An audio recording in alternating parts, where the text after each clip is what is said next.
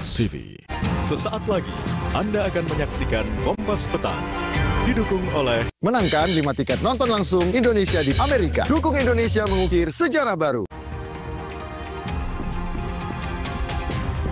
Di tengah pengusutan sebab kematian, kondisi kunci kamar indekos diplomat Kemlu disebut sebagai salah satu fakta krusial.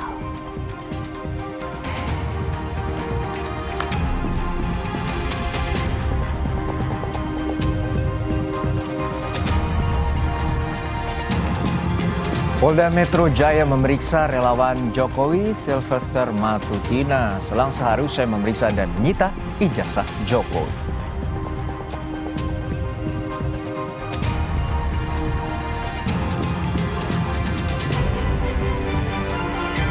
Usai Kongres PSI, dalam 3 agenda acara Presiden Prabowo Subianto turut dihadiri Puan Maharani dan Wapres Gibran Rakabuming Raka.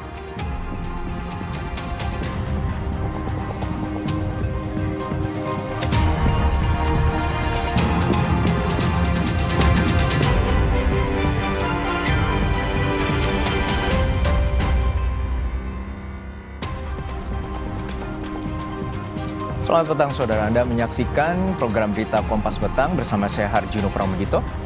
Dan juga saya Maidop Elfrina di Kompas TV Independen Terpercaya. Informasi pertama di Kompas Petang hari ini kita mulai dari Jakarta. Sebuah truk terguling di ruas tol dalam kota kilometer 1600 dari arah Cawang menuju Pluit. Kecelakaan tunggal terjadi akibat truk mengalami pecah ban saat melintas.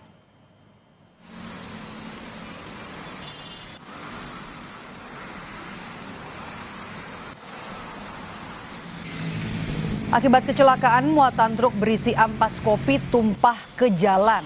Satu persatu muatan truk dipindahkan ke ruas jalan sebelah kiri agar tidak menutup ruas jalan tol. Kecelakaan terjadi saat truk melaju dari arah Halim mengalami pecah ban di Cawang, kemudian oleng hingga akhirnya terguling di jalan. Lalu lintas sempat tersendat namun kembali normal setelah satu unit mobil derek berhasil memindahkan truk muatan ampas kopi dari tol dalam kota.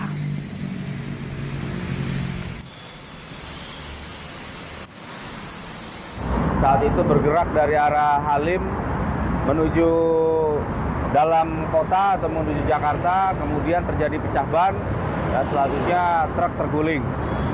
Untuk korban jiwa nihil, kemudian hanya kerugian materi dan muatannya yang ampas kopi tercecer di jalan.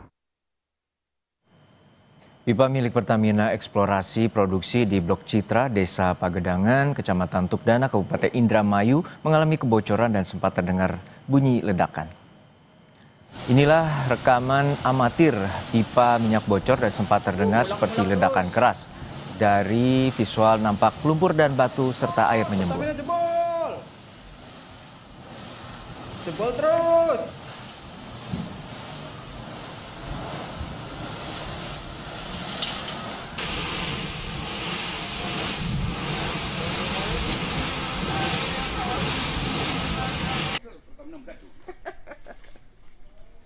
Ya begitu itu kan. Pecah maning. Oh, tipe lama berarti. Jadi Sumur-sumur Pagedangan. Jadi bisa dikondisikan jam.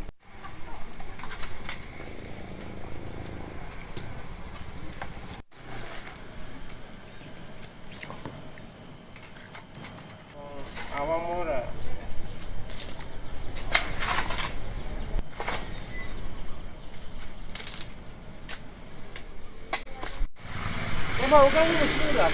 Itu pertamanya tuh keluar air, langsung keduanya tuh langsung jebol, kayak seperti bom itu, membawa batu tanah sampai berserakan ke sini. Itu yang kedua kalinya, tapi ini begitu ada laporan dari masyarakat juga udah langsung ditangani sama operator, karena sekarang di Sumuran ada operator standby sih. Jadi seperti tangan nggak lama, cuma paling 15 menit lah. Ke berita lainnya, saudara, polisi membenarkan telah menyita ijazah Presiden ke-7 Republik Indonesia Joko Widodo terkait kasus tudingan ijazah palsu.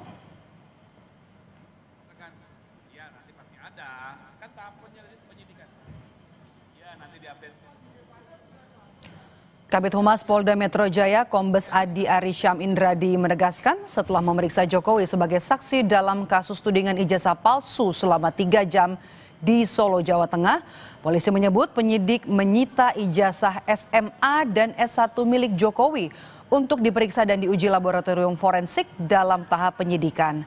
Tidak hanya ijazah Jokowi, penyidik juga menyita ijazah milik rekan-rekan Jokowi untuk pembanding. Rekan-rekan, ya nanti pasti ada, kan tahap penyidikan.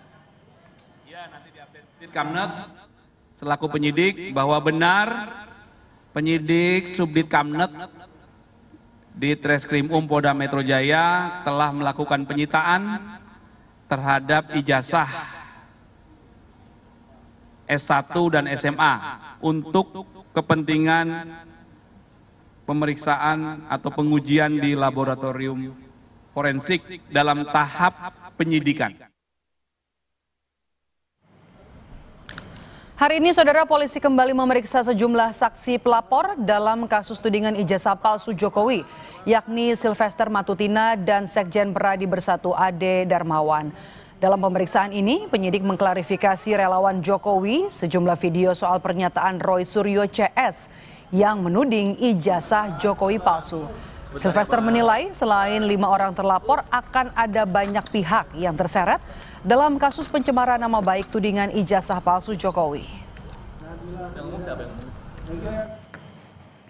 Sebenarnya banyak sekali ya, baik terlebih di media sosial, dan itu kan ada rekamannya semua gitu loh, yang mana bahwa orang-orang ini ya kan menghasut sehingga dan juga mengatakan bahwa ijazah Pak Jokowi itu palsu, sedangkan mereka sendiri ini tidak pernah memegang bukti ijazah yang palsu ini mana atau ijazah yang asli yang mana. Yang dilaporkan itu kemungkinan terlapornya akan banyak dan tersangkanya mungkin bisa lebih dari 5, bahkan kemarin kemungkinan 12, bahkan bisa lebih.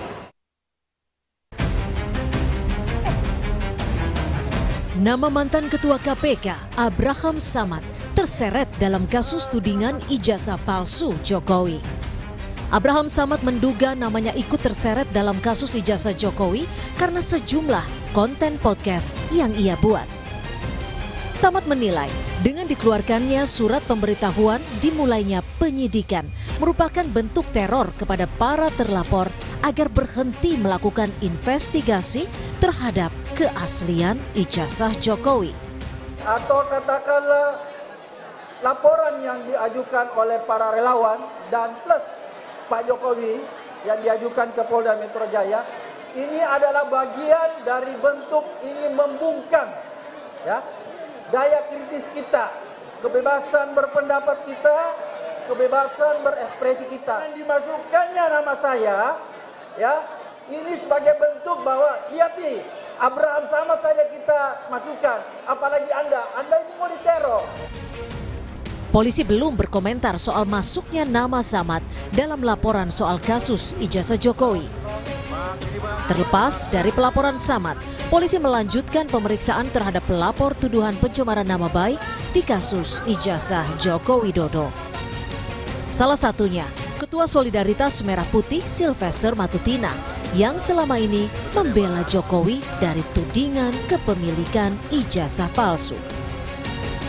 Di sela pemeriksaan kasus laporan fitnah soal ijazah Jokowi, Sylvester yakin polisi akan segera menetapkan tersangka di kasus yang statusnya sudah naik penyidikan. Salah satunya adalah Roy Suryo. Lihat drama-drama dan telenovela yang akan terjadi mulai nanti penyidikan, terus ditetapkan para tersangka, mungkin lebih banyak dari 5 nih, ya kan? Nah, itu kewenangan penyidik. Tanpa intervensi atau tanpa dorongan kita, melihat indikasi pidana-pidana yang terjadi, fakta-fakta hukumnya, ini nggak ada yang bisa mengelak ini. Kalau menurut saya sih tidak mendahului Tuhan ya, ini udah hampir kalau katanya Roy Suryo 11.000 triliun masuk penjara. Kemarin, penyidik Polda Metro Jaya telah memeriksa Presiden ke-7 Joko Widodo dalam kasus tudingan ijazah palsu yang ia laporkan.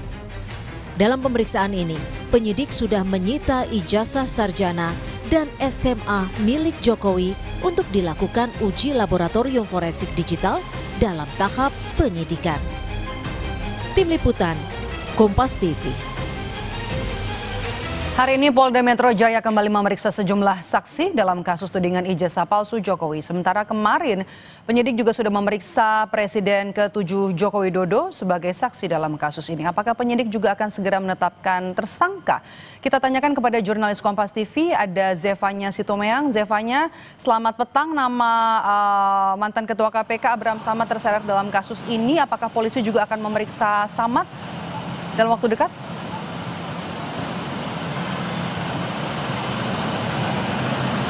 Ya, Medop, belum ada pernyataan resmi dari Polda Metro Jaya terkait apakah mantan Ketua KPK Abraham Samad ini akan diperiksa juga terkait dengan tudingan ijazah palsu Presiden RI ke-7 Joko Widodo. Tapi yang jelas hari ini dari Polda Metro Jaya tadi ini sudah memanggil saksi pelapor, yakni ada Sylvester Matutina dan juga Ade Darmawan, di mana tadi kurang lebih sekitar pukul 3 sore kurang lebih ini ia keluar dari ruang pemeriksaan dan menyampaikan bahwa ia ditanya oleh penyidik sebanyak kurang lebih 46 pertanyaan, di mana yang ditanya ini adalah terkait dengan soal kejadian ketika Sylvester Matutina ini berinteraksi dengan para penuduh tudingan ijazah palsu Joko Widodo di beberapa podcast. Kurang lebih hal-hal tersebut yang ditanyakan, apakah benar Sylvester ini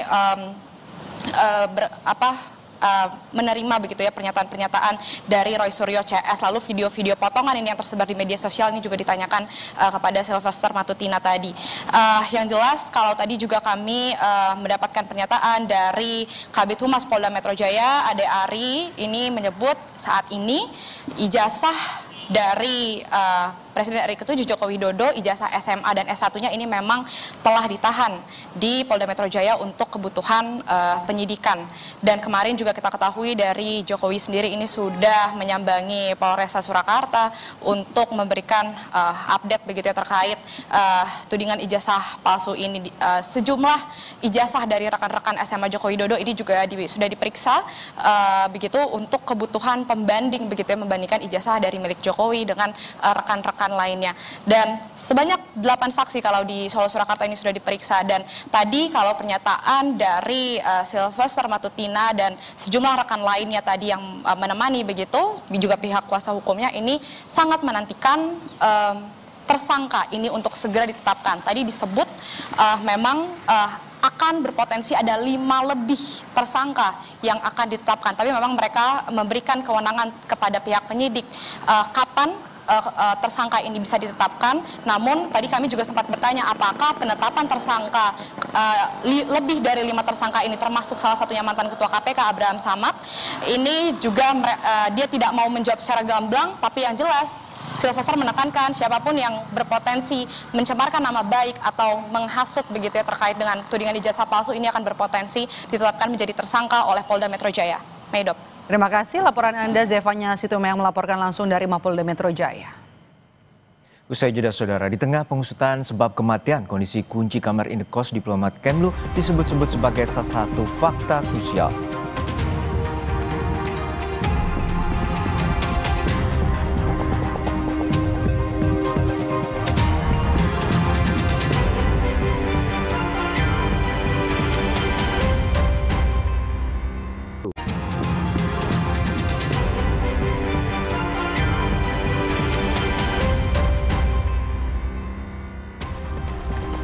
Saudara, 2 pekan berlalu kematian diplomat muda Kementerian Luar Negeri Arya Daru Pangayunan di indekosnya di kawasan Menteng, Jakarta. Polisi belum juga mengungkap penyebab kematian korban.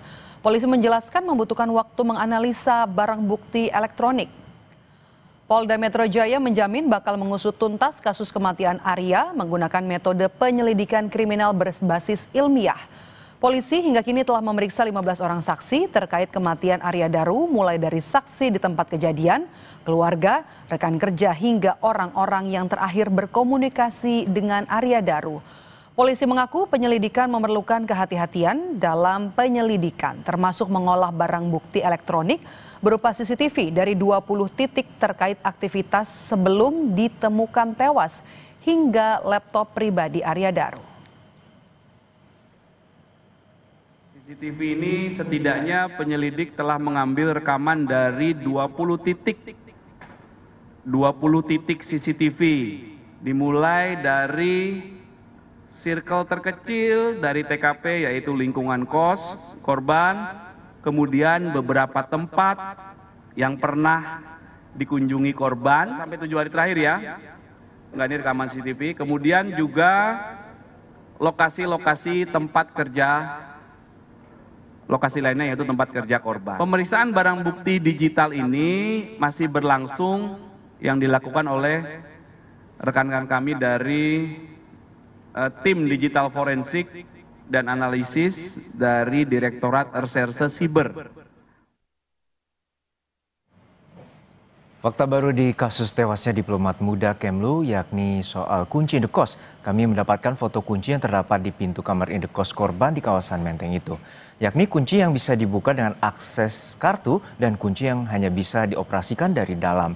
Dua jenis kunci itu yakni sebuah kunci menjadi satu set dengan gagang pintu yang merupakan bagian kunci sehingga dapat dibuka dengan kartu akses, sementara kunci lainnya hanya bisa dibuka secara manual dari dalam dengan cara digeser atau kunci slot.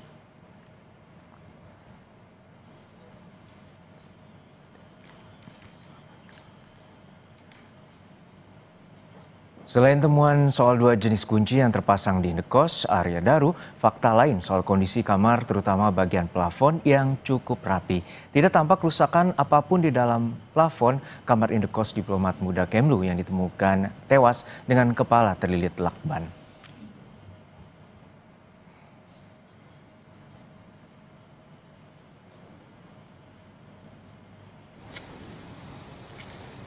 Sementara itu, pihak keluarga almarhum Arya Daru Pangayunan tidak banyak berbicara kepada media soal teka-teki kematian korban. Ayah mertua Daru, guru besar Fakultas Ekonomika dan Bisnis Universitas Gadjah Mada, mengaku lelah lahir batin dan tidak memiliki informasi yang dapat dibagikan lantaran polisi belum memberikan kabar perkembangan penyelidikan kematian diplomat Kementerian Luar Negeri itu. Bu, apakah ada keterlibatan? Kami sangat capek lahir batin. Mohon maaf, jadi kami tidak bisa memberikan info apa kecuali. Mohon maaf sekali lagi, mohon maaf. Capek lahir batin. Sudah 1 minggu lebih, 2 minggu lahir batin. Sudah ada informasi dari pihak polisi? Belum ada.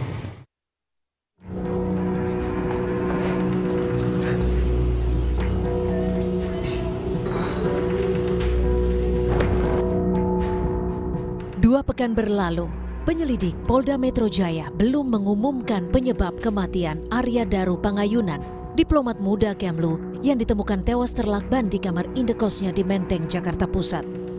Kabid Humas Polda Metro Jaya, Kombes Ade Aris Syam Indradi memastikan hingga kini penyelidik masih mendalami sejumlah hal berdasarkan scientific investigation. Selain memeriksa 15 orang saksi yang berasal dari lingkungan indekos, rekan kerja dan keluarga, polisi masih mendalami hasil pemeriksaan tim kedokteran forensik terkait waktu kematian hingga toksikologi untuk mengetahui ada tidaknya kandungan zat kimia di tubuh almarhum Daru. Sementara untuk mengetahui latar belakang Arya Daru, polisi turut melibatkan tim ahli dari psikologi forensik. Tim penyelidik telah melakukan klarifikasi pengambilan keterangan dalam tahap penyelidikan setidaknya ada 15 orang. Juga melakukan pendalaman terhadap latar belakang korban, yaitu dengan melakukan dan melibatkan tim ahli dari psikologi forensik. Ini juga kami lakukan ya untuk mengumpulkan peristiwa ini secara utuh. Ya, tim Apsifor ini punya metode pemeriksaan sendiri untuk melakukan penggalian terhadap latar belakang korban. Arya Daru Pangayunan merupakan diplomat muda yang pernah ditugaskan di sejumlah negara termasuk Myanmar. Daru juga pernah menjadi saksi dalam kasus TPPO di Jepang. salah satu penjaga toko yang kerap bertemu dengan almarhum. Daru diketahui sebagai pribadi yang pendiam dan perfeksionis. Beliau sosok yang sangat pendiam, jadi saya lumayan lama kenal sama dia, sekitar hampir ada kayaknya 2 tahun deh di sini deh. Terus dia sosoknya perfeksionis, bersihan banget orangnya, dan dia nggak banyak ngomong, dia pendiam orangnya. Perfeksionisnya dari soal parkiran, dia parkiran khusus punya dia nggak boleh diparkirin sama siapapun, kayak device-nya dia harus tetap bersih terus, dan dia kayak ya emang perfeksionisnya kelihatan banget dan bersih banget orangnya. Arya Daru Pangayunan ditemukan tewas di kamar indekosnya pada 8 Juli 2025 lalu. Daru meninggalkan seorang istri dan 2 orang anak. Keluarga almarhum bilang, Daru yang sedang bersiap untuk ditugaskan ke Finlandia merupakan sosok suami yang kerap berkomunikasi dengan sang istri. Itu ya Daru, adik kita sama Nani itu nggak pernah nggak teleponan, soalnya video callan, sekedar menanyakan sudah makan atau belum dan lain sebagainya, itu rutin gitu. Jadi ya nek tadi ditanya apakah resah, Kasus kematian Arya Daru Pangayunan masih menjadi misteri. Belum diketahui pasti apakah almarhum meninggal akibat bunuh diri atau sebagai korban pembunuhan. Publik kini menanti ketepatan penyelidik untuk mengungkap kasus kematian diplomat. Tim Liputan, Kompas TV. Lalu apakah temuan baru dari lokasi penemuan jenazah diplomat muda Kemlu di Menteng, Jakarta Pusat akan mempercepat kepolisian mengumumkan penyelidikan? Kita bahas bersama mantan Kabariskem Polri, Komjen Purnawirawan Arief Sulistianto. Selamat petang Pak Arief, semoga sehat-sehat selalu. Selamat petang, Jonan. Ya. Terima kasih. Pak Arief, gini, untuk saat ini bahwa polisi telah melakukan konferensi pers terkait dengan menggunakan scientific investigation dan 5 aspek itu termasuk dari Inavis, forensik, kemudian digital forensik, DNA dan juga C4 atau psikologi forensik. Lalu saat ini tingkat kesulitan seperti apa? Dalam perspektif Anda sebagai mantan Kabariskem, polisi juga belum menemukan unsur penyebab kematian. Iya, kalau mencermati perkembangan dari hasil penyidikan dan berbagai informasi seperti terakhir yang disampaikan oleh Kompolnas, saya setuju dengan apa yang disampaikan oleh Kompas TV tadi. Polisi perlu berhati-hati karena ini juga untuk menjaga perasaan dari keluarganya. Yang jelas tadi diterapkan scientific crime investigation. Ini Polri pasti membuat 2 hipotesa terhadap kematian saudara Daru ini. Yang pertama, apakah bunuh diri? Yang kedua, atau pembunuhan? 2 hal ini nanti yang akan menjadi satu kesimpulan, tentunya salah satunya. Nah, dari semua olah TKP, pemeriksaan CCTV, kemudian juga pemeriksaan otopsi sampai kepada toksikologi forensik, sampai kepada pemeriksaan di luar TKP, masalah pribadi korban, ini diperlukan bagi kepolisian untuk mengumpulkan alat bukti, menemukan motif dari kesimpulan yang akan diambil oleh kepolisian nanti. Sehingga saya setuju kalau memang harus hati-hati, tetapi kalau memang hasilnya sudah maksimal seperti itu, ya sudah, disampaikan saja. Toh juga ini sudah maksimal gitu. Apakah ini bunuh diri ataukah pembunuhan? Memang ada risikonya kalau bunuh diri, apa motifnya? Pak Arief, kalau pembunuhan? Ya, Pak Arief, dari situasi di kondisi di indekos atau dari kamar bahwa polisi menemukan tidak ada kerusakan di bagian plafon, namun juga dalam kondisi pintu yang kita dapatkan gambar, yaitu smart key tentu satu lagi atau kunci akses, dan kemudian ada kunci slot yang terkunci dari dalam. Dalam analisis Anda atau perspektif Anda, ini seperti apa? Sebenarnya ini bagian dari sebuah krusial untuk bagian penentuan penyebab kematian. Iya, artinya dari satu fakta ini, dari kunci dan akses masuk, kemudian dari plafon, ruangan yang tidak ada kerusakan, artinya korban ini kan ada di dalam ruangan itu sendiri. Tidak ada orang lain yang masuk. Nah, apakah ada hal-hal di luar ruangan sebelum dia masuk ruangan, kemudian mengunci pintu dengan grendel atau slot yang manual itu tadi, dia mungkin memasukkan sesuatu ke dalam tubuhnya, minuman atau makanan yang menimbulkan efek kepada psikologisnya, sehingga dia melakukan seperti itu. Inilah yang mungkin sedang didalami oleh kepolisian. Sehingga zat yang dimakan atau diminum itu menimbulkan desakan atau tekanan psikologis, sehingga yang bersangkutan melakukan tindakan-tindakan yang seperti itu. Siapa yang memasukkan, siapa yang memberi, dan lain sebagainya. Ini ya harusnya segera diputuskan saja. Sebenarnya berapa lama Pak untuk mengetahui dari hasil laboratorium forensik, terutama toksikologi, kemudian tadi juga ada terkait dengan temuan-temuan lainnya, sidik jari dan juga DNA dari korban itu sendiri ataupun di ruangan indekos milik korban. Seperti apa Pak untuk waktu akhirnya polisi bisa mengetahui?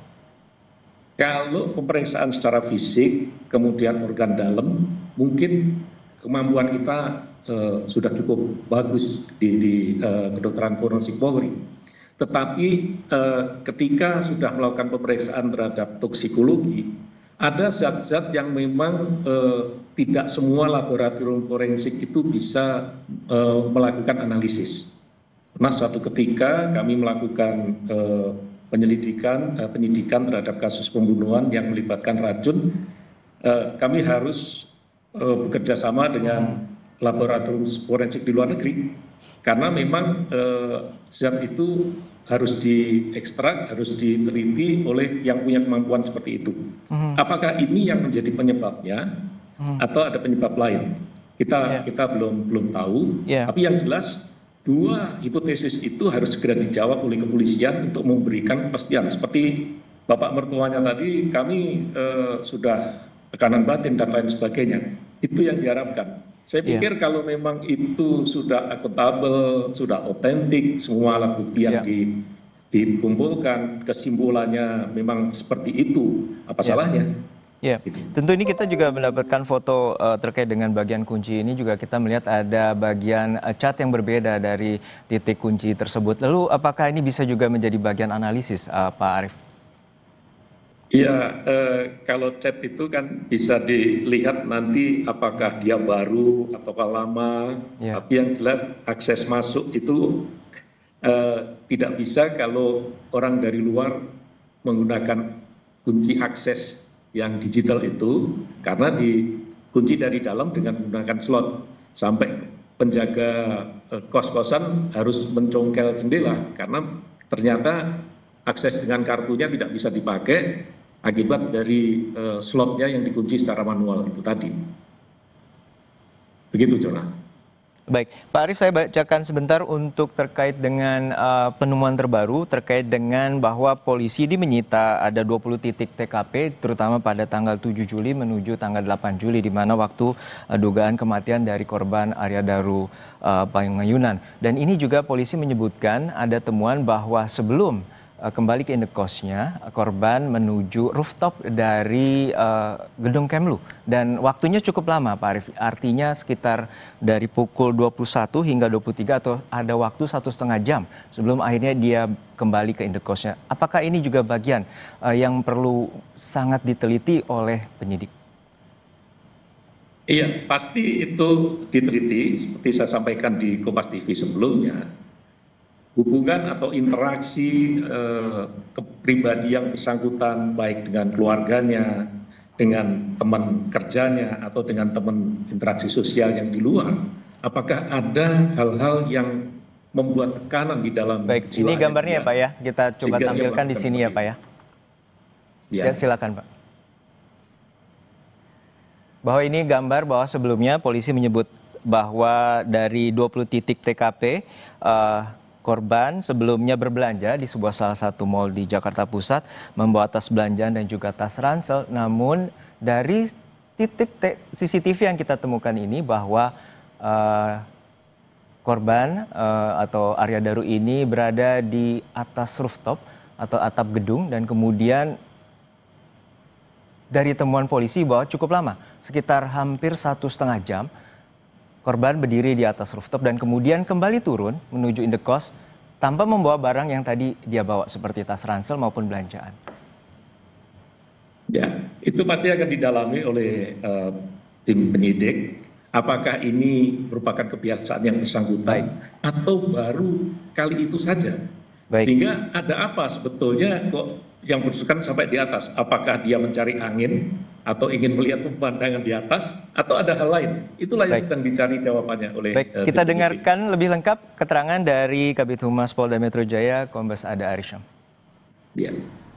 Jam 21:43 sampai jam 23:09 atau sekitar 1 jam 26 menit, diduga korban berada di rooftop lantai 12 gedung Kemenlu. Awalnya korban naik membawa tas gendong dan tas belanja, kemudian saat turun korban sudah tidak membawa tas gendong dan tas belanja. Inilah fakta yang ditemukan. Ya, ini masih dikumpulkan terus,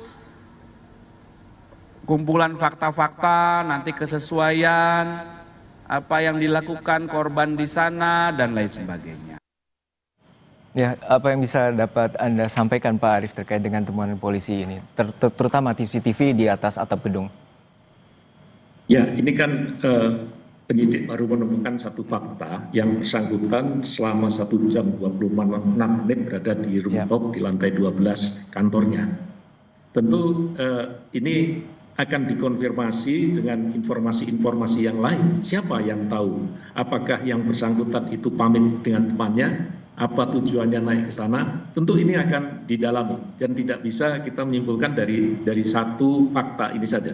Tetapi ini adalah fakta yang penting untuk didalami, apakah kebiasaan yang bersangkutan begitu, apakah ini baru pertama kali ini, mengapa dia sampai naik ke atas, apakah ada masalah itu apakah masalah keluarga, kalau keluarganya memang nggak ada masalah selama ini, ya berarti harus dicoret. Atau ada masalah yang lainnya, masalah dengan pekerjaan, masalah karir, atau masalah-masalah keuangan dan lain sebagainya. Banyak hal yang bisa diungkap dari sikap dan perilaku yang ditemukan. Dan ini adalah fakta yang cukup baik untuk bisa mendukung di dalam proses penyidikan nanti. Baik, kita nantikan. Tentu polisi butuh waktu dan juga kehati-hatian untuk menentukan unsur penyebab kematian dari korban Arya Daru Pangyunan, diplomat muda Kementerian Luar Negeri. Terima kasih atas perspektif Anda, Bapak Arief Sulistianto, mantan Kabar Eskrim. Terima kasih Bapak, sehat-sehat selalu. Terima kasih. Usai Kongres PSI, kedekatan antara Presiden Prabowo dan Puan Maharani yang juga hadir atau dihadiri Gibran Rakabuming Raka disorot. Apa makna yang ditangkap dari semakin mesranya hubungan Prabowo dan Puan? Kita bahas usai jeda. Tetap di Kompas Petang.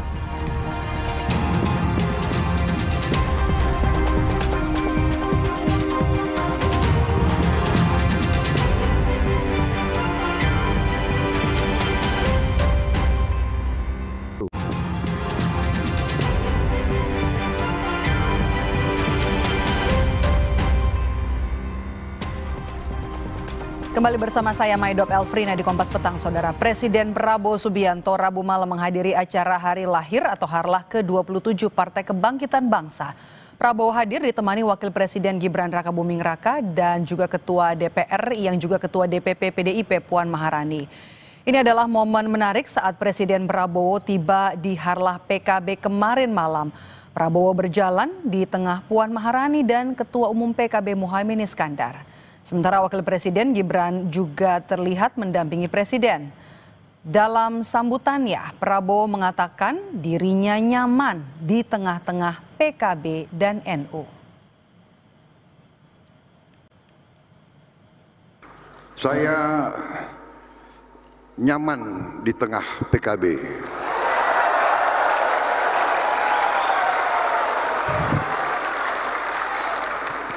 Saya nyaman di tengah Nahdlatul Ulama.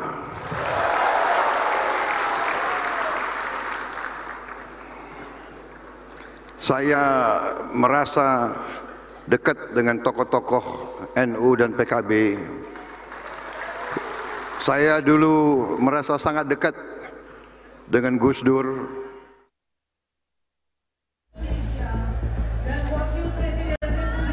Presiden Prabowo Subianto terlihat semakin akrab dengan Ketua DPR yang juga Ketua DPP PDIP Puan Maharani saat meluncurkan program 80.000 koperasi desa di Klaten, Jawa Tengah Senin lalu. Presiden Prabowo mengajak Puan Maharani ke atas panggung meresmikan koperasi desa Merah Putih. Saat itu, Prabowo menyatakan tak masalah PDI Perjuangan berada di luar koalisi untuk mengoreksi kerja pemerintah. Meski di luar pemerintah, Prabowo menegaskan dirinya dan PDIP sedulur alias bersaudara. Diajarkan oleh negara barat, jadi nggak boleh koalisi satu itu memang benar. Harus ada yang di luar, ya kan? Ngoreksi kita gitu, ngoreksi. Tapi ya sedulur, ya kan? Kalau bahasanya itu siapa namanya? Jaksa Agung Hopeng. Sepanjang hari kemarin, 2 kali berturut-turut Puan mendampingi Prabowo. Pertama di Rabu sore ketika Presiden Prabowo meluncurkan logo HUT ke-80 RI di Istana Negara Jakarta. Usai meluncurkan logo HUT RI, Prabowo menyalami Puan Maharani. Dan ketika malam hari saat hadiri hari lahir ke-27 Partai Kebangkitan Bangsa, Prabowo berjalan di tengah Puan Maharani dan Ketua Umum PKB Muhaimin Iskandar. Sementara Wakil Presiden Gibran Rakabuming berada di samping Puan mendampingi Presiden Prabowo. Analis politik sekaligus pendiri lembaga survei Kedai Kopi Henry Satrio menilai kedekatan Prabowo dan PDI Perjuangan belakangan ini adalah saling menguntungkan baik berada di dalam maupun luar koalisi. Ungkapan Prabowo tentang PDIP dan Gerindra adalah kakak adik merupakan bentuk penegasan jika seorang kakak tidak akan menyakiti adiknya. Kalau lebih menguntungkan ya untuk Pak Prabowo lebih menguntungkan PDI Perjuangannya di dalam, gitu ya. Tapi tadi Pak Prabowo sempat beberapa kali mengungkapkan bahwa hubungannya kakak adik tapi tidak harus dalam satu koalisi karena harus ada yang mengawasi itu. Justru menguntungkan buat Pak Prabowo juga. Jadi gini loh, mau di dalam mau di luar tuh semuanya menguntungkan Pak Prabowo. Kenapa? Karena kata-kata kakak adik tadi. Kakak adik kan nggak akan saling menyakiti kan. Jadi walaupun PDI Perjuangan sebagai kakaknya, saya mengasumsikan itu berada di luar pemerintahan juga akan memberikan masukan-masukan yang positif buat Pak Prabowo gitu. Kedekatan Prabowo dengan Puan yang juga Ketua DPP PDI Perjuangan banyak dibaca sebagai upaya Gerindra mencari mitra politik yang kuat termasuk untuk pemilu 2029. Kedekatan Prabowo dan PDIP juga terjadi di tengah masih buruknya hubungan PDI Perjuangan dan Presiden ke-7 Republik Indonesia, Joko Widodo. Tim Liputan, Kompas TV. Presiden Prabowo Subianto terlihat semakin akrab dengan Ketua DPR yang juga merupakan Ketua DPP PDIP Puan Maharani. Yang terakhir atau yang terbaru, yakni pada saat menghadiri hari lahir ke-27 PKB, Prabowo terlihat berjalan di tengah Puan Maharani dan juga Ketua Umum PKB Muhaimin Iskandar. Sementara Wakil Presiden Gibran Rakabuming Raka berada di samping Puan mendampingi Presiden Prabowo. Apa makna yang bisa ditangkap dari semakin mesranya hubungan Prabowo dan Puan? Kita bahas bersama dengan analis komunikasi politik Universitas Padjadjaran Kunto Adiwibowo. Selamat petang Mas Kunto. Selamat sore. Oke. Yang kita lihat semalam ya saat Prabowo jalan di Harlah PKB dan sebelumnya di istana Prabowo berjalan bersebelahan dengan Puan saat ada Wapres Gibran Rakabuming Raka. Ini wajar nggak sih pemandangan seperti ini? Ya sebenarnya ini agak apa ya, satu apakah Mbak Puan waktu acara Harlah PKB itu adalah sebagai Ketua DPR atau Ketua DPD PDI kan gitu, DPP PDI. Nah ini kan yang konteksnya agak nggak jelas tuh yang malamnya. Kalau yang siangnya kan jelas itu Puan di situ sebagai Ketua DPR kan gitu. Nah yang malam ini memang menarik, apalagi ada Mas Gibran yang kemudian berjalan di belakang gitu, tidak kemudian beriringan dengan Pak Prabowo. Kita bisa baca bahwa Pak Prabowo mungkin sedang berusaha menggeser kekuatan Solo ini, kekuatan Mas Gibran dan bapaknya gitu kan, dengan kemudian bermitra dengan yang sekarang adalah jelas-jelas lawan dari Solo ini yaitu PDIP, dan Mbak Puan sebagai representasi PDIP sebagai generasi berikutnya dari PDIP itu digandeng oleh Pak Prabowo, dan juga sudah dengar sudah lama sebenarnya Pak Prabowo dan Mbak Puan ini punya hubungan baik gitu. Oke, Mas Kunto, tapi kedekatan antara Prabowo, PDIP dan juga Puan, apakah Anda melihat Jokowi Gibran happy dengan pemandangan ini? Ya, masalah happy nggak happy kan bisa kita lihat ya, kemarin Mas Gibran juga langsung memberikan statement bahwa dia legowo, dia berjiwa besar gitu kan, bahwa memang ada sesuatu kan kalau dia sampai harus mengeluarkan statement itu. Kalau memang nggak ada apa-apa ngapain bikin statement kan gitu. Jadi menurut saya memang ada ada kerenggangan, ada kemudian gestur yang tidak disukai oleh Gibran dan Pak Jokowi, terutama dengan kedekatan Puan dan Prabowo ini, dan sangat mungkin juga akan berelasi dengan tadi, walaupun kita masih berhipotesis ya 2029, bahwa sangat mungkin Prabowo juga membaca Gibran mungkin akan memisahkan diri dari koalisinya, dengan kemudian kemarin PSI menarik banyak kader-kader yang kuat gitu kan, dan ini kan juga bisa dibaca sebagai ancaman oleh Prabowo dan Gerindra. Oke, kita kembali lagi ke harlah PKB semalam gitu ya. Ini juga gambarnya masih kita putar. Prabowo ini kan diapit oleh Ketua Umum PKB Mohaimin Iskandar ya, memang yang punya acara ya, tapi diapit satu lagi oleh Puan Maharani. Gibran justru jalan di belakangnya Prabowo. Betul. Ya, kalau menurut saya kan memang statusnya Mbak Puan sebagai salah satu ketua DPP partai yang terbesar saat ini di DPR juga jadi penting gitu kan. Kan ini acaranya partai, jadi yang diundang biasanya kan ketum-ketum partai kan gitu ya Mbak ya. Jadi menempatkan ketum partai pada karpet merah yang mengiringi Presiden Republik Indonesia menurut saya sesuatu yang sangat wajar. Tapi kebetulan wakil presidennya kan nggak dari partai, nggak punya partai kan. Tapi Anda melihat bagaimana situasi dalam kubu Prabowo melihat kedekatan Prabowo, PDIP dan juga Puan? Ya, saya pikir dari dalam Gerindra akan happy-happy aja Mbak dengan kemudian mendapatkan koalisi atau calon koalisi di 2029 yang cukup kuat. Yang kedua, walaupun jadi persiapan untuk 2029 ya, Anda melihatnya begitu? Iya, betul, karena kan kemarin aja awal kan Ketua Umum PAN, Ketua Umum PKB juga udah memberikan dukungan ya ke Prabowo untuk 2029 kan Mbak, gara-gara banyak banyak orang partai yang ke Solo sehingga mereka harus mengeluarkan statement itu mendukung. Jadi kedekatan antara Prabowo dan Puan ini Anda membacanya sebagai persiapan 2029 atau hanya menjaga stabilitas politik? Kalau menjaga stabilitas politik Mbak, sampai sekarang kan juga stabil-stabil aja ya. Maksudnya PDI juga walaupun di luar kekuasaan, mereka punya komitmen untuk kemudian tetap mendukung pemerintahan. Kritik ada tapi tidak dalam bentuk yang sangat keras dan opsional gitu. Oke, baik, kita tunggu nanti. Terima kasih sudah bergabung bersama kami, analis komunikasi politik dari Unpad, Mas Kunto Adiwibowo sudah bergabung bersama kami di Kompas Petang. Sehat selalu. Usai jeda saudara, Polda Metro Jaya memeriksa relawan Jokowi Sylvester Matutina selang sehari usai memeriksa dan menyita ijazah Jokowi.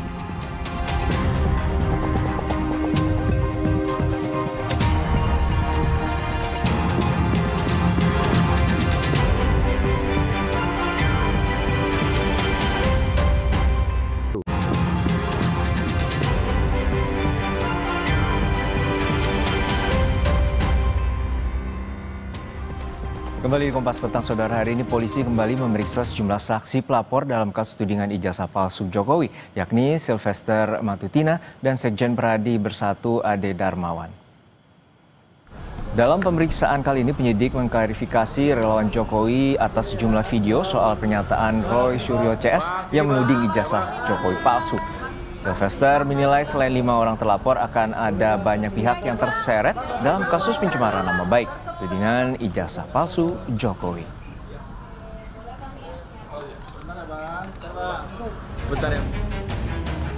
Nama mantan Ketua KPK, Abraham Samad, terseret dalam kasus tudingan ijazah palsu Jokowi.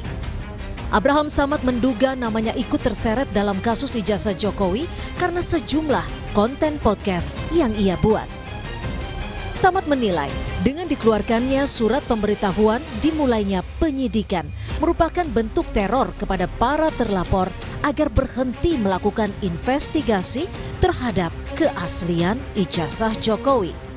Atau katakanlah laporan yang diajukan oleh para relawan dan plus Pak Jokowi yang diajukan ke Polda Metro Jaya, ini adalah bagian dari bentuk ingin membungkam ya, daya kritis kita, kebebasan berpendapat kita, kebebasan berekspresi kita. Dan dimasukkannya nama saya, ya, ini sebagai bentuk bahwa lihat nih, Abraham Samad saja kita masukkan, apalagi Anda ini mau diteror. Polisi belum berkomentar soal masuknya nama Samad dalam laporan soal kasus ijazah Jokowi. Terlepas dari pelaporan Samad, polisi melanjutkan pemeriksaan terhadap pelapor tuduhan pencemaran nama baik di kasus ijazah Joko Widodo. Salah satunya, Ketua Solidaritas Merah Putih Sylvester Matutina yang selama ini membela Jokowi dari tudingan kepemilikan ijazah palsu. Di sela pemeriksaan kasus laporan fitnah soal ijazah Jokowi, Sylvester yakin polisi akan segera menetapkan tersangka di kasus yang statusnya sudah naik penyidikan. Salah satunya adalah Roy Suryo. Lihat drama-drama dan telenovela yang akan terjadi mulai nanti penyidikan, terus ditetapkan para tersangka, mungkin lebih banyak dari 5 nih, ya kan? Nah, itu kewenangan penyidik. Tanpa intervensi atau tanpa dorongan kita, melihat indikasi pidana-pidana yang terjadi, fakta-fakta hukumnya, ini nggak ada yang bisa mengelak ini. Kalau menurut saya sih tidak mendahului Tuhan ya, ini udah hampir kalau katanya Roy Suryo 11.000 triliun masuk penjara. Kemarin, penyidik Polda Metro Jaya telah memeriksa Presiden ke-7 Joko Widodo dalam kasus tudingan ijazah palsu yang ia laporkan. Dalam pemeriksaan ini, penyidik sudah menyita ijazah sarjana dan SMA milik Jokowi untuk dilakukan uji laboratorium forensik digital dalam tahap penyidikan. Tim Liputan, Kompas TV. Penyidik Polda Metro Jaya telah memeriksa Presiden ke-7 Republik Indonesia Jokowi dan menyita ijazah SMA dan S1 milik Jokowi. Hari ini penyidik juga memeriksa sejumlah relawan Jokowi yang juga pelapor Roy Suryo CS di kasus ijazah palsu Jokowi. Lalu apakah polisi akan segera menetapkan tersangka dalam kasus ini? Kita bahas bersama dua narasumber di studio. Ada penuding ijazah Jokowi, Roy Suryo. Selamat petang, Bung Roy. Petang. Sehat-sehat. Dan juga ada Ketua Umum Solidaritas Merah Putih, Bapak Sylvester Matutina. Selamat sore, petang. Sore, Bang. Sehat-sehat. Nah, sebelum tadi masuk ke 11 triliun yang mengutip dari Bang Mas Roy Suryo, apa saja pemeriksaan yang tadi dilakukan oleh penyidik di Polda Metro Jaya Jakarta, Pak Sylvester? Ya, terima kasih. Jadi tadi pagi jam 10 sampai kurang lebih saya keluar jam 3 sore. 6 jam ya? Hampir 5 jam. Hampir 5 jam. Saya kurang lebih hampir 46 pertanyaan ya. Kebanyakan pertanyaan sama waktu saya diminta jadi saksi pelapor oleh Pradi Bersatu di Polres Jakarta Selatan. Intinya penyidik menanyakan kejadian yang waktu itu saya ada bersama Mas Roy di beberapa syuting di media ya. Terus video-videonya ini bagaimana, jadi saya menjawab apa yang saya ketahui, termasuk apa yang saya alami dan saya lihat. Ya intinya bahwa saya tidak melebih-lebihkan, tidak mengurangi apa yang saya tahu, saya jawab tadi waktu penyelidikan oleh Polda Metro Jaya lah. Gitu. Penyidikan, maaf. Dari 46 pertanyaan, apa yang paling krusial dari pertanyaan penyidik? Ya intinya bahwa para penuntut ijazah palsu Pak Jokowi ini kan mengatakan bahwa ijazah Pak Jokowi palsu. Ada yang mengatakan 99,9%, ada yang 11 triliun, ada yang 100% asli. Ya saya yang ditanyakan itu ya saya jawab kejadiannya kapan gitu, waktunya kapan, jamnya kapan, ya kan. Jadi bahwa saya mendengar langsung gitu loh. Itu yang saya jawab. Baik, artinya klarifikasi atas temuan dan juga apa yang diteliti atau dilihat oleh pihak pelapor. Baik, kita ke Mas Roy. Mas Roy, ya. Pak Jokowi sudah diperiksa, kemudian ijazahnya juga sudah disita. Emang udah disita benar? Mana berita acara penyitaannya? Belum. Nah, artinya ini kan menuju tahap penyidikan tadi yang dibilang bahwa nanti juga akan ada penetapan tersangka. Dan juga saat ini seperti apa? Apakah Mas Roy Suryo dan kawan-kawan akan menuntut adanya gelar perkara khusus? Gini, yang pertama katanya sudah disita. Kalau disita, biasanya kalau orang biasa ya, kan katanya dia mengaku udah orang biasa. Biasanya polisi itu gercep mengeluarkan, ini loh berita acara penyitaannya. Nah, sampai dengan hari ini belum ada. Katanya kan menyita 2 ijazah. Ijazah SMA sama ijazah S1 UGM. Kalaupun tidak berani menunjukkan ijazahnya yang SMA ataupun yang Universitas UGM, tunjukkan berita acara penyitaannya. Itu baru jujur dan polisi akan mendapatkan kepercayaan masyarakat.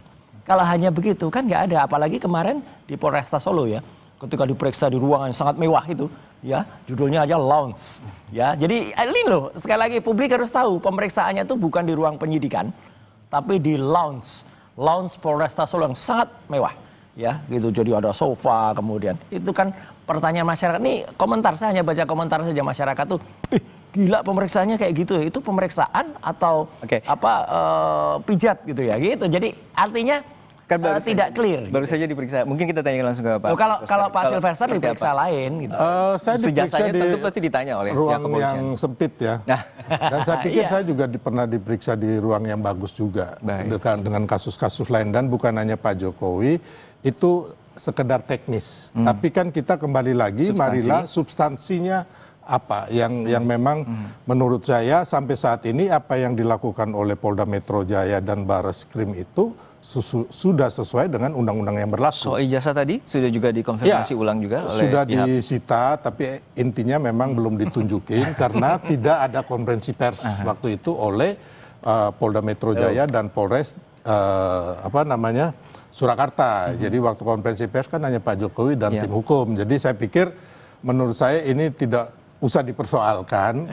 Kan nggak mungkin juga itu ijazah itu nggak disita gitu loh. Tapi kalau kan ini kan udah di-announce oleh seorang mantan presiden, terus yang teman-teman di sana. Jadi menurut saya sih itu clear bahwa itu sudah disita. Intinya itu. Artinya sebelum ada BAP dan juga nanti perlu pembuktian, apakah juga gelar perkara ini jadi jawaban? Oh iya, karena apa? Karena selama ini yang kita lihat ya, Polda ini mengulangi kesalahan atau mengulangi cacat yang terjadi pada Barreskrim. Artinya gelar perkaranya tidak terbuka, sepihak, kemudian tidak clear, apa-apa tidak tertunjukkan pada masyarakat. Ya wajar lah masyarakat bertanya, satu soal lounge tadi. Yang kedua soal pemeriksaan di Solo kemarin pun kan jadi pertanyaan. Pemeriksaan kalau sesuai dengan skep atau keputusan Kapolri itu boleh diperiksa di tempat yang bersangkutan. Kalau sakit, tidak memungkinkan untuk berjalan, tidak memungkinkan untuk pindah, sehingga dia mungkin sakit atau mungkin tambah. Tapi mungkin terkait dengan domisili? Enggak ada loh. Kalau gitu biar nanti Bang Resmon juga minta. Kalau gitu saya akan minta diperiksa di Baligo. Iya, di Balige. Kemudian saya akan minta diperiksa di Jogja aja lah gitu misalnya. Jadi ini menunjukkan cara-cara yang tidak bagus ya. Bukan sifat seorang tidak bisa diteladani. Apalagi kemarin kalau dikatakan Mas tadi kan mengatakan itu sudah dikatakan. Ya, jadi nggak mungkin lah kalau kata Bang Sylvester tadi Pak Jokowi bilang kok itu nggak dipercaya. Loh, beliau saja itu sudah dilaporkan sekarang di Polda DIY. Kebohongan Jokowi itu dilaporkan oleh Sylvester gitu. Kan dilaporkan Pak Resmon gitu ya. Jadi artinya kan ya sudah, apa yang dia omong A kan bisa juga kiri, sen kiri belok kanan. Sudah tapi belum. Nah kayak gitu, tapi iyalah biarkan. Tapi satu lagi yang penting. Kalau saya sih koreksi dikit Bang Sylvester, saya sih jarang mengucapkan sekian ribu triliun ya. Saya selalu mengatakan saya tidak boleh mendahului Tuhan, ya kita tidak boleh mendahului Allah. Karena apa? Oke. Saya selalu mengatakan 99,9% gitu. Oke. Nah, jadi kalau di atas itu ya mungkin Bang Silver sudah merasa di atas Tuhan tadi. Ya Bang Silver, bahwa untuk saat ini bahwa penyidikan atau polisi masih bekerja dan juga ada tuntutan untuk gelar perkara khusus. Lalu tanggapan Anda seperti apa? Ya nggak ada masalah kalau memang itu dimungkinkan oleh penyidik di Polda Metro Jaya dan itu buat kebaikan, kenapa tidak gitu loh. Dan memang ini menurut saya memang tempat yang buat Mas Roy dan kawan-kawan ini bisa melakukan argumentasi di situ ya dengan bukti-bukti yang mereka punyai. Tapi kembali lagi Mas Roy dengan tidak mengurangi rasa hormat saya, sampai saat ini saya mengatakan bahwa bukti-bukti yang diajukan Mas Roy dan kawan-kawan ini nol atau zong. Itu yang meyakinkan bahwa Anda menyebut 11 triliun tadi? Ya, kenapa? Karena gini, Bang, jadi intinya yang diteliti oleh Mas Roy dan kawan-kawan ini hanya satu potong foto yang ada di media sosial atau digital. Digital, bukan asli gitu ya? Bukan asli, bukan original, bukan analog, yang seperti diteliti oleh laboratorium forensik Mabes Polri. Analognya nggak berani keluar. Jadi gini, dan makanya Mas Roy, apabila Anda mau menuduh orang ijazah palsu, Anda harus punya bukti ini dulu. Artinya yang jangan kemarin, sampai suruh Mabes Polri yang nyari buktinya. Ini kan repot gitu. Artinya jadi ijazahnya udah ada. Face comparison terus kemudian nggak bisa, tidak karena bisa. yang diteliti itu adalah ya, digital gitu loh, Oke. bukan ijazah palsu yang asli atau ijazah asli yang asli. Oke, Mas Nah, ini Roy, yang gimana? yang saya bilang tadi ya kan, bahwa Sekarang ini tidak udah. dibenarkan gitu karena memang untuk fotokopi ya kan, untuk jadi alat bukti di pengadilan bisa apabila ada pencocokan dengan yang asli. Oke, Itu Mas ada. Roy. Tapi kalau dari awal diteliti ini hanya fotokopi, kita ini membohongi rakyat gitu loh. Nggak ada. Mas Roy, burung yang asli seperti apa? Inilah kemajuan teknologi ya. Kalau kemajuan teknologi itu misalnya apa? Misalnya ijazah itu belum berani dikeluarkan yang asli. Kan selama ini nggak berani dikeluarkan. Sampai gelar perkara khusus pun ini masyarakat harus tahu. Ijazah asli itu tidak pernah ditunjukkan. Ya, tidak pernah keluar. Alasannya nanti bersidangan, alasannya nanti bersidangan. Persidangan yang mana? Kalau persidangannya yang ada di Bareskrim itu naik ke persidangan, itu baru akan keluar. Tapi kalau yang ini udah ada cara. Pemeriksaan harusnya di Jakarta saja, di Polda Metro. Takut pemeriksaannya kemudian di Polresta Solo. Nggak kelihatan. Kan seperti contoh di Polda Metro tuh, meskipun dilipet-lipet kan kelihatan ijazahnya. Kalau ini enggak gitu loh. Jadi Oke. Baik, kita lanjutkan kembali di jeda Kompas Petang untuk Mas Rosyuro dan Bang Silvester hanya di Kompas Petang.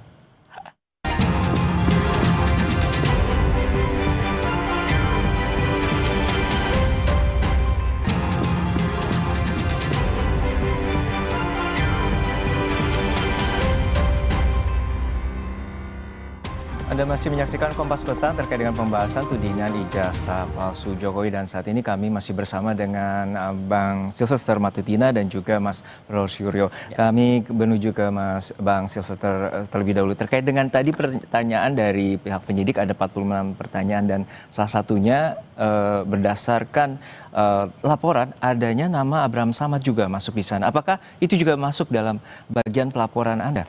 Oh enggak, kalau yang Bang Abraham Samad enggak. Kebetulan yang itu kan Bang Roy, yang intinya waktu itu menjadi narasumber di berbagai media lah, dan itu kita langsung berhadapan. Dan kebetulan yang melapor itu ada di tempat juga. Jadi mereka jadi saksi melihat langsung, bukan lagi dari tayangan di video.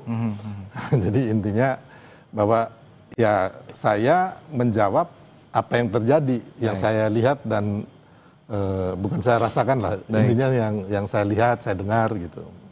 Oke, untuk Mas Yuryo, bahwa ini ada nama-nama, ada 12 nama yang kemungkinan besar juga akan menjadi masuk dalam tahap penyidikan dari pihak kepolisian. Apakah ini juga bagian yang seperti yang bilang kriminalisasi? Betul, jadi ini akan menjadi catatan yang sangat tidak bagus ya untuk pemerintahan ini. Kalau saja seperti Bang Abraham Samad, kemudian juga Bang Michael Sinaga, kemudian ada juga satu Bang Ian, ya panggilannya Ian itu. Terus satu lagi yang saya juga malah nggak ngerti itu kok bisa masuk, karena saya nggak pernah ketemu, jarang Bang Aldo ya, Babe Aldo. Itu juga masuk. Jadi di antara 12 nama itu ada 3 klaster kalau menurut saya. klaster untuk peneliti, saya RRT ya, saya Dr. Ismon dan Dr. Tifa. Kemudian ada dari kelompok TPUA, ya, kemudian ada media. Kalau sampai media itu kemudian dikriminalisasi di tahun ini baru sejarah bagi Indonesia, ya, karena media saja bisa dikriminalisasi, gitu loh. Kemudian kalau sampai kami para peneliti itu dikriminalisasi, waduh, itu juga catatan buruk bagi pemerintahan ini. Jadi ini harus hati-hati sebenarnya. Polisi itu harus disadari atau tidak, dia justru akan memperburuk citra Republik ini, apalagi kalau sampai para ulama itu juga dikriminalisasi. Jadi artinya itu yang terjadi. Ini Mas Roy udah terlalu jauh dan terlalu ngawur ya menurut saya. Karena gini, nggak mungkin juga ada kriminalisasi terhadap ulama, termasuk kepada insan pers dan media. Belum ada ya yang apa namanya kayak Kompas atau TV One atau apapun lah teman-teman wartawan itu yang dikriminalisasi di kasus ini atau yang lainnya. Baik. Jadi mungkin gini, kayak Abraham sama terus sama siapa Sinaga itu, ya kan? Itu kan udah jelas-jelas bagaimana mereka podcast menyerang, ya kan? Memutarbalikkan fakta, ya kan? Memfitnah. Dan kita lihat itu kan terjadi juga waktu Bambang Tri dan Gus Nur. Podcastnya akhirnya masuk penjara. Catatan buruk Republik ini karena pelaporan-pelaporannya nggak jelas itu. Baik, kita nantikan bagaimana polisi dapat menemukan bukti dan juga mengakhiri dari kasus tudingan ijazah Jokowi. Terima kasih Bapak-bapak, Sesutar Matutina. Kita tunggu 11.000 triliunnya tadi. Terima kasih. Saya jeda saudara. Tim TNI Angkatan Laut buka suara soal keinginan mantan prajurit Korps Marinir Satria Arta Kumbara terjerat kasus judi online dan terlilit hutang ratusan juta rupiah.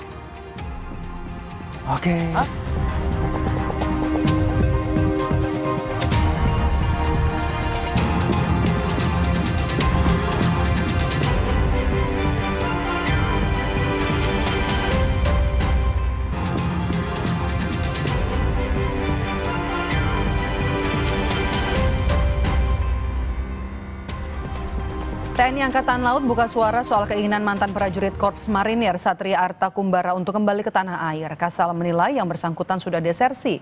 Satria disebut tersangkut kasus judi online dan terkena hutang ratusan juta rupiah. Wakil Presiden Republik Indonesia Bapak Gibran Rakabuming dan... Nah, yang bersangkutan memang jejak rekornya ada ke sana yang mengakibatkan dia keluar dari Korps Marinir, salah satunya itu kehidupan hedonis, kemudian pinjam di bank ya, mungkin pinjol, dia ada berkaitan dengan bank di BRI dan BNI, angkanya kurang lebih di 750 juta, mungkin untuk menutup itu dia judi online, ternyata judi online ini kan tidak membantu, bahkan akan lebih terjerumus ke dalamnya, sehingga tidak bisa mengatasi itu, dia disersi, diawali dengan mangkir, disersi di tahun 2022 dia sudah menghilang. Sudah kita lakukan dengan sesuai prosedur, panggilan 1, 2, 3, kemudian sudah datangin ke rumahnya, tidak ada di tempat, akhirnya naik status menjadi disersi, kemudian proses pemecatan, dan sudah dipecat di tahun 2023. Jadi secara hukum bukan lagi... Usai jeda saudara, eksekusi lahan yang dilakukan oleh Pengadilan Negeri Bengkulu berlangsung ricuh. 1 unit rumah dibakar oleh salah satu tergugat yang tidak terima lahan disita.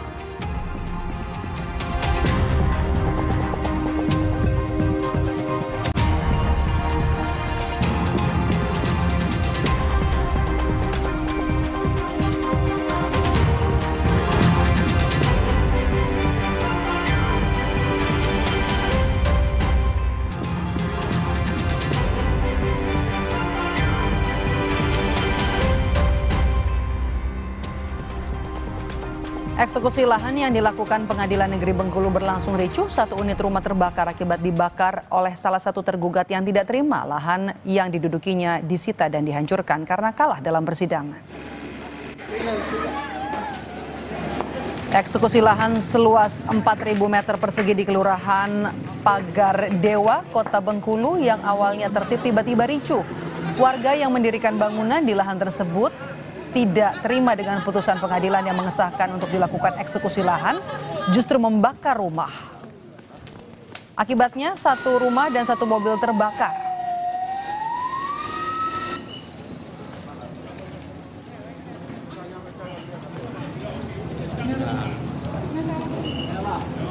1,5 jam sudah Kompas Petang menemani ruang informasi Anda. Saatnya kami undur diri. Saya Harjuno Pramendito. Dan saya Maidop Elfrina pamit undur diri. Sampai jumpa.